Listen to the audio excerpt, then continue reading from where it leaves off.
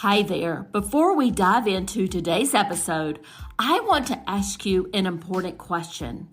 Are you wondering why your hard work isn't reflecting in your bank account? If so, I've got something that could change the game for you. With my Digital Product Accelerator one-on-one coaching program, I'm on a mission to help entrepreneurs like you bank consistent revenue without sacrificing your time or sanity.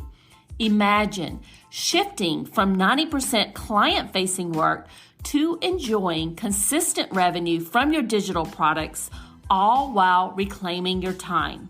You already know that you don't need another course, and a one-size-fits-all approach isn't going to cut it. What you need is a strategic, long-term plan tailored just for you.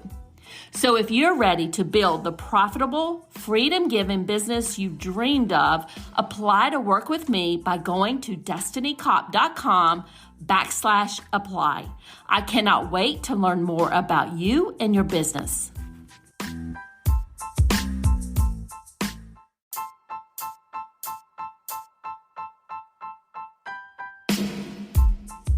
Welcome to the Course Creators MBA podcast. I'm your host, Dr. Destiny Cop, and I help business owners increase the revenue with digital products and evergreen sales funnels.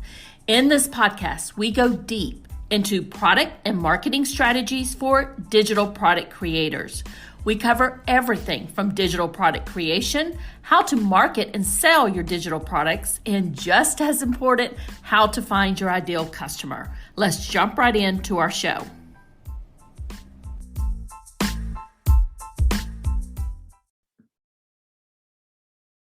And today, my special guest is Nicole Kepic. Nicole is a seasoned copywriter for coaches and course creators, helping them stand out from the crowd, attract their ideal clients, and sell out their signature offers with fun, feel-good copy. When she's not on her laptop, she's usually spending time with her family or staying up way past her bedtime to devour a suspense novel. Nicole, thank you so much for joining me. I am so excited to jump into this topic with you today. We're going to be talking about how to write newsletters your list will love. And I know I'm probably speaking for myself here, but I'm sure people who are listening can relate to this. You know, the email sequences like the welcome sequence or launch sequence, or, somebody signs up for my list for a specific free gift. Those are a little bit easier for me to write, but the weekly broadcast newsletters, that's something that I struggle with. So I'm sure others can kind of relate to that. So I am super excited to jump into the topic with you today on this.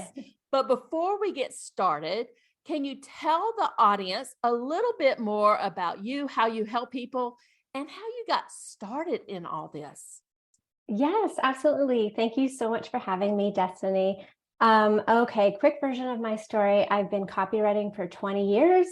Just outside of journalism school, I hopped right into copywriting. So I've been doing this a long time, mostly in corporate, writing all the things you can imagine: video scripts, web copy, print brochures, like basically anything you can imagine, I wrote it. So all was good in my 9-to-5 world, no complaints whatsoever. But then back in 2010, I think it was, I started a side business, freelance copywriting for a few clients here and there. And it just grew and grew and grew on the side. And even though at the beginning I had no intentions of taking it full time, I shouldn't say quickly, it did take me a while. I side hustled for many years.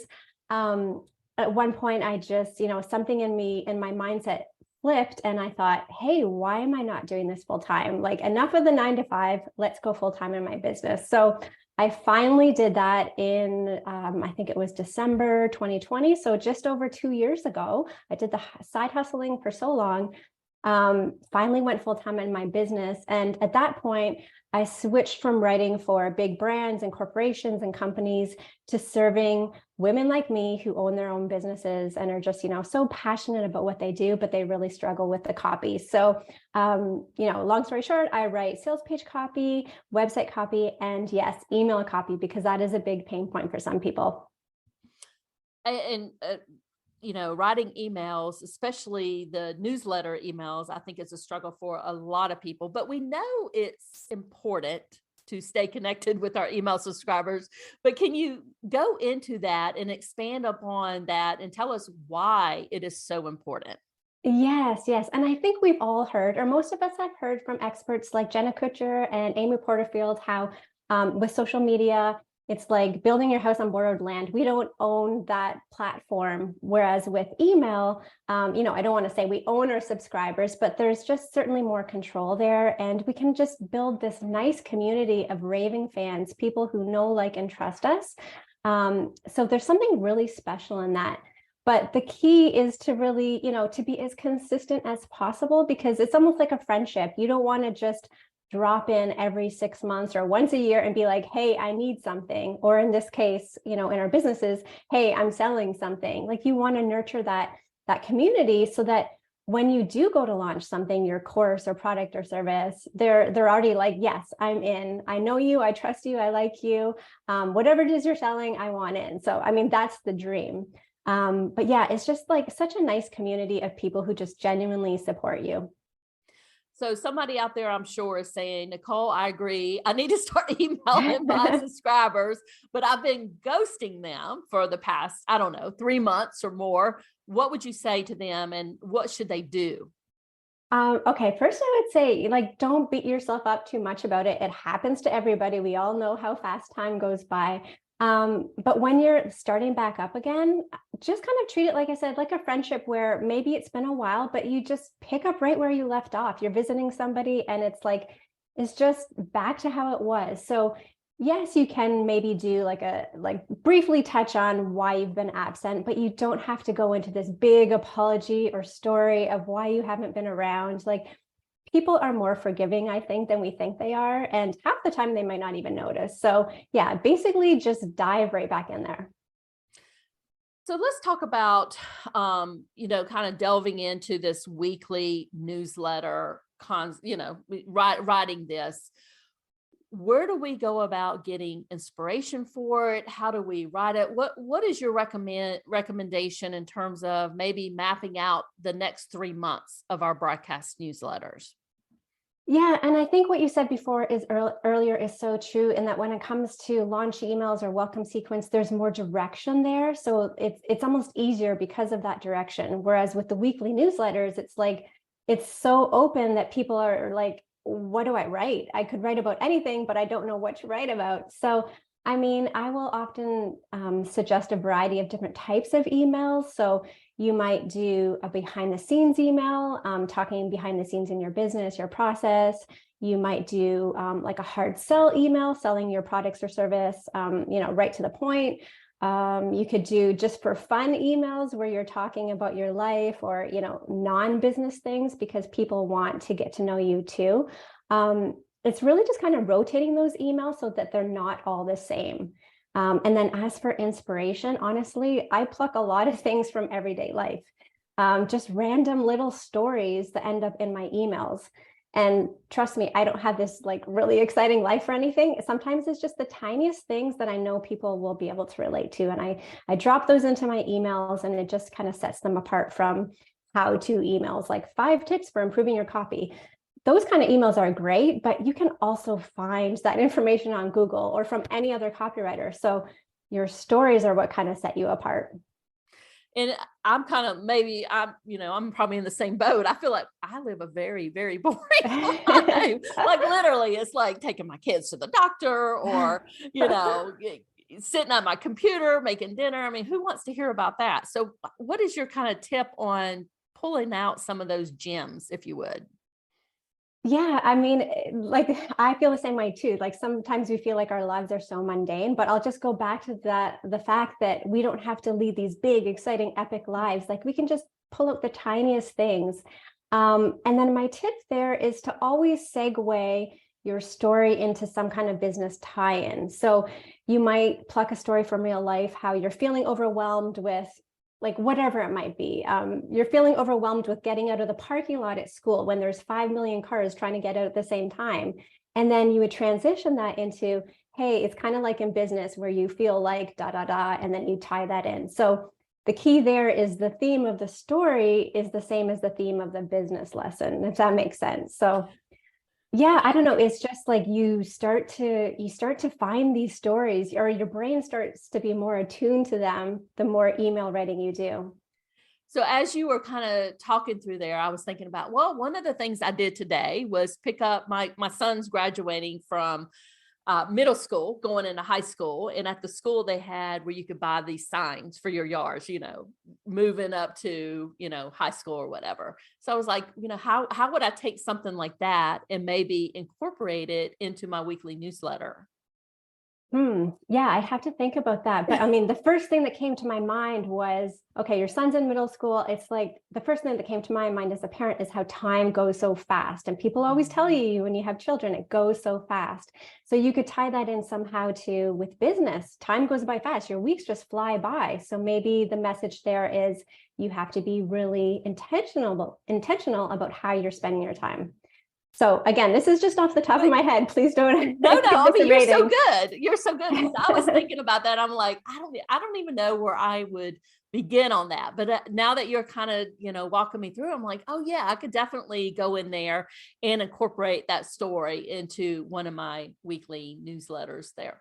Yeah. So what, we know that we need to be doing this on a regular basis. It is a struggle for so many of us. But why would you say done is better than perfect when sending these out? Or should it said differently, how perfect does it need to be?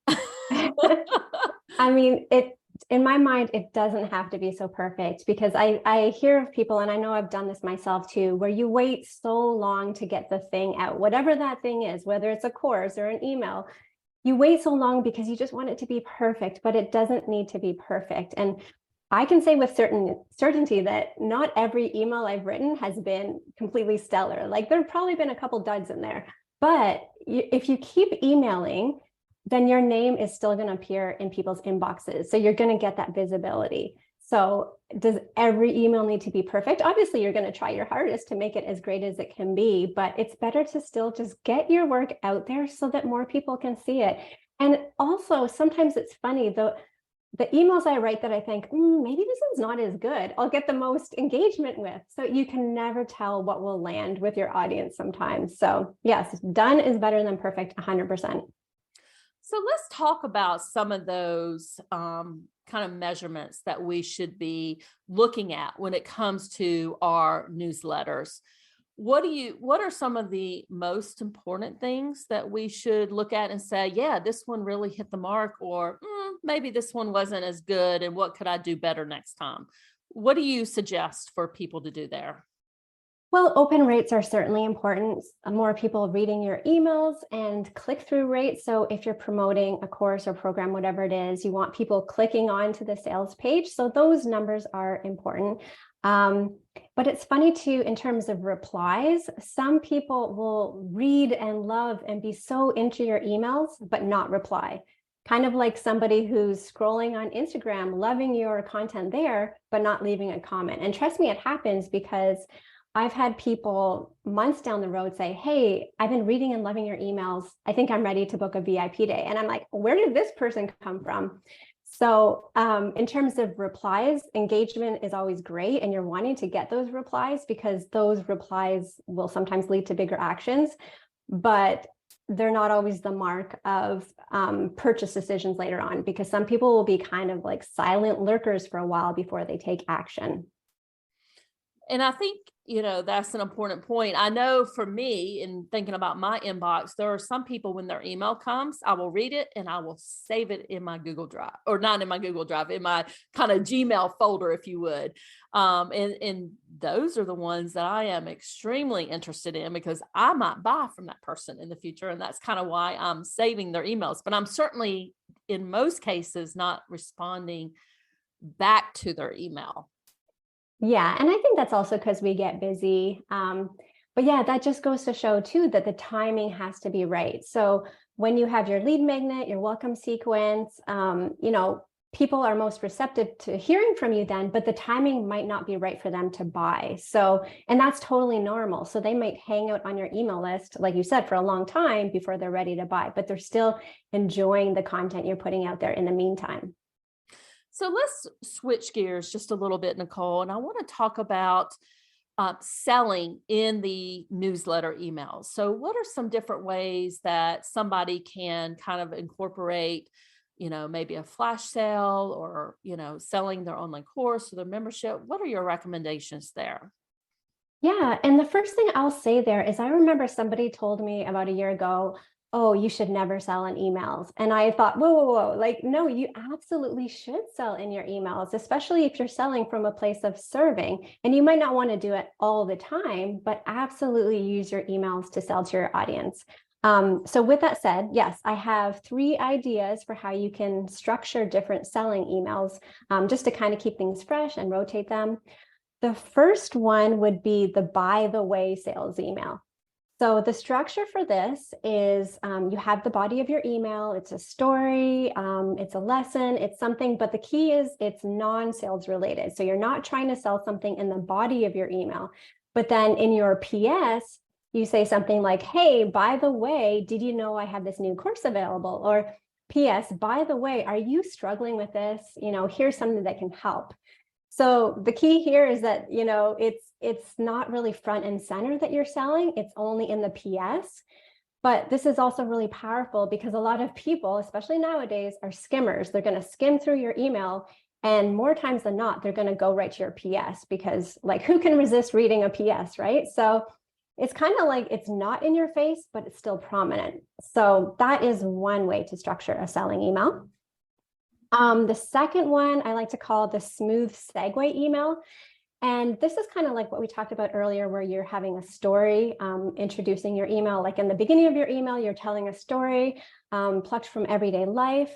And then you have a line in the middle of your email that's kind of like a segue, a transition, like, I'm sharing this because, or here's how this relates to business, or, don't you find this happens in business too, ... And then you go into your business tip or business lesson. So again, the point here is that you're going to have the same theme in the beginning of your email in that story, and then in the business tie-in, the lesson that you're sharing. So that's the smooth segue email. And the last one is the sell with confidence email. And this is basically like, you have a great product, you're so proud of it, you're just going to sell it right from the get-go. Like, why are you going to have any kind of rambling in the beginning? You're just going to go right into it, diving into selling. And that's why it's called the sell with confidence email. And sometimes people really appreciate those emails because they're like, hey, I don't have time to read through a story, I just want the information. So that's why I say it's nice to kind of rotate these different styles so you're not always doing the same thing. I love that suggestion about kind of, mixing it up and to kind of put some, flavor in there in your newsletter, broadcast emails. And going back to your by the way sales email, I just want to make a comment there and say that one absolutely does work, because a few months ago I did one of those PS and it was for an affiliate product that I was promoting, and I got so many sales off of it just from that PS, and I wasn't even going to put it in the email, and I thought at the last minute, I'm going to go ahead and throw it in because it goes with what I'm talking about. And I really think some people are going to be interested in it. So it was like a fluke that I did that. Oh, that's amazing. Yeah. And I think that approach works for people who are really shy about selling. Like, it's a great way to start because, again, it's not so in your face. It's not obnoxious in any way. It's just kind of like, hey, by the way. Yeah. So I'm so glad that worked for you. Nicole, any last minute tips for the audience before we hang up here? You know what? I would just say to always remember with email, especially with email, it's like you're writing to a friend one-to-one. It's a one-to-one conversation. So keep it conversational, inject your personality where you can. Like I said before, people can get facts and figures on Google or from other people in your industry, but what sets you apart is your personality, your approach, your stories. So keep it conversational. I say that too because many of us have come from corporate. So we're used to writing emails that are like, as per my last email or effective immediately, like using corporate speak. But this is absolutely a place where you can show your personality and just kind of tone down the corporateness. And I would have to say, I can raise my hand and say, yes, I come from corporate marketing, and that was me. So I really had to work really hard to get over that. Now, Nicole, can you tell people where they can find you? And I think you have a free gift for them also. Yeah, so you can go to my website. It's my first and last name, NicoleKepic.com. I'm also on Instagram. I hang out there a lot at NK Copywriting. So, or you could just look up my name. And my freebie, it's actually related to sales page copy, which, ties in because you obviously want your copy to be consistent and cohesive across all the channels. And it's a small video. I think it's about 15 minutes, and it's 5 must-haves for a high converting sales page. But honestly, these tips can be used in your sales page, your website copy, or your emails. They're pretty versatile tips. And we'll make sure that those links are in the show notes so people can find you and grab your free gift. And Nicole, thank you so much for joining us today and sharing all of these great tips about broadcast newsletters. You're welcome. Thank you so much too. Thanks for listening all the way to the end. If you found value in this episode, I'd love a quick review on whatever podcast platform you're listening on. If you don't know what to say in the review, just say, Destiny, I loved your episode on whatever topic you're listening to. This will help us get our content out to more people just like you. Have a great rest of your day, and bye for now.